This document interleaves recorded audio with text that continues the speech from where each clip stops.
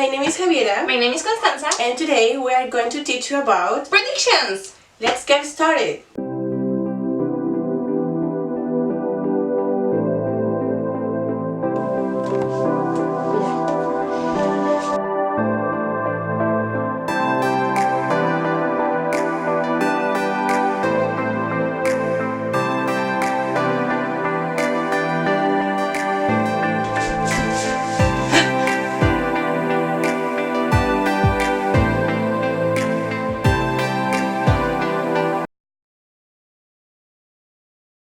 Well, as we said before, today we are going to teach you about predictions.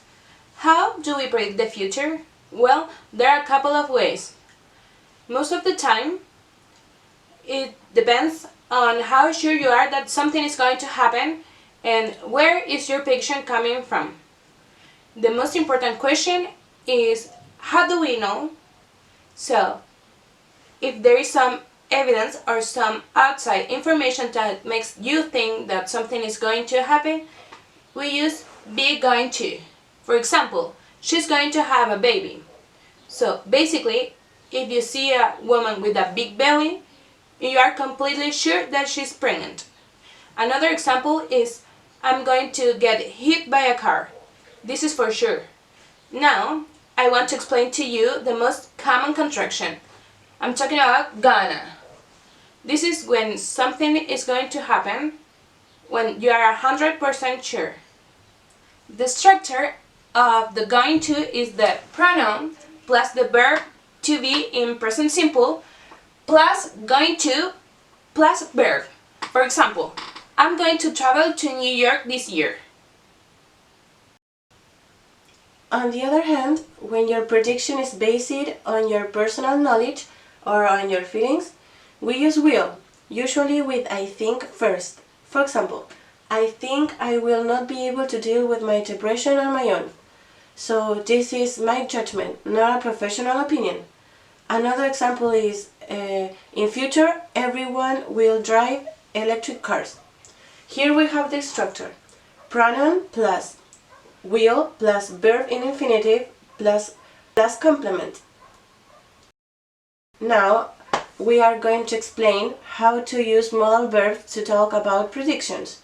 We use may, might, and could plus based form to talk about something we think is possible, but we are not completely sure about that.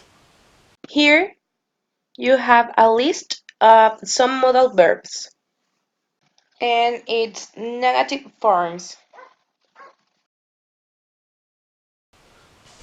As you can see, some of the modal verbs don't have the contraction for the negative form, and instead of using, for example, couldn't, there are some modal verbs that force you to use both words separated. For example, may not and might not. Now I want to explain to you that we can also use adverbs like certainly, definitely, probably, and possibly with will and won't.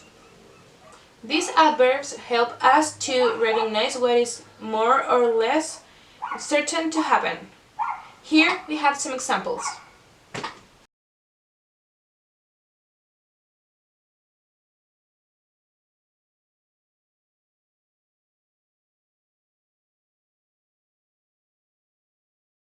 Now that we know how to predict the future, we are going to make some exercises to evaluate if you are really understanding what we taught.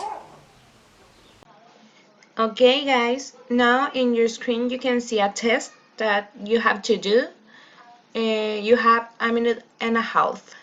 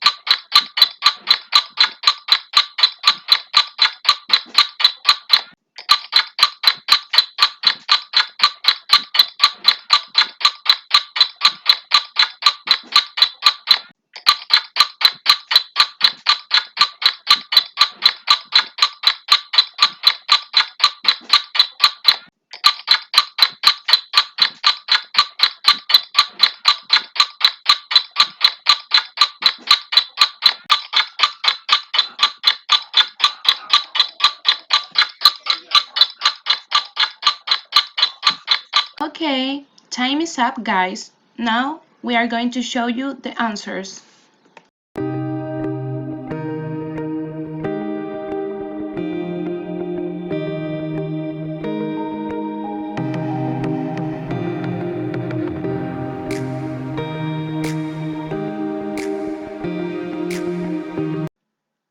Listen to the recording and read along the report. After that, you have a little quiz that you have to complete. A new report shows what life might be like in 100 years from now. It describes skyscrapers that are much taller than today's buildings, underwater bubble cities, and holidays in space. The report is from Samsung's SmartThings. It asked experts on space, architecture, and city planners to give their ideas on life in 2116. They said the way we live, work, and play will be totally different to how we do these things today. The experts said that 25 years ago, people could not imagine how the internet and smartphones would change our lives. The internet has revolutionized the way we communicate, learn, and do daily things. The experts said the changes in the next century would be even more unbelievable. Researchers questioned 2,000 adults about the predictions they thought were most likely to happen in the future.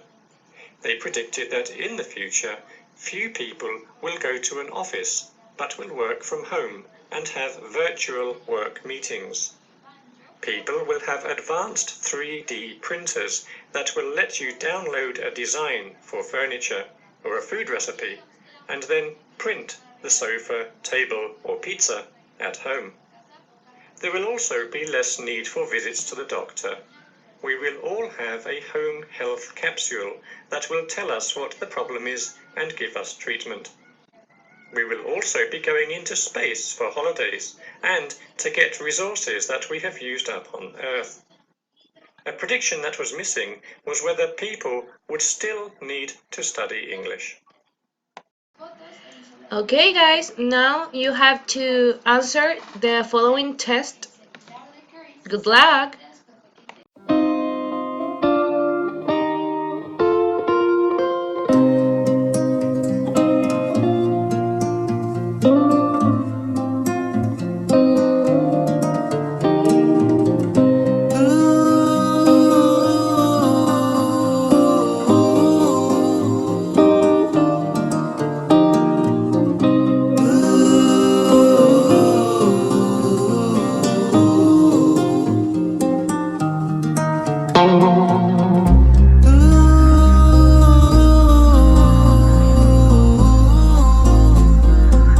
So now you know that be going to is used when you have evidence or concrete information about something. For example, the sky is really black. It's going to rain. And we also know the structure. We also know that will is based in your personal opinion. For example, if you have a fight with your family, you can say, things will be a bit clearer in the morning. And we also know the structure. We also know that some modal verbs don't have a contraction and that the contraction for the be going to is gonna. Well, guys, we hope you all enjoyed the video. See you next time. Bye.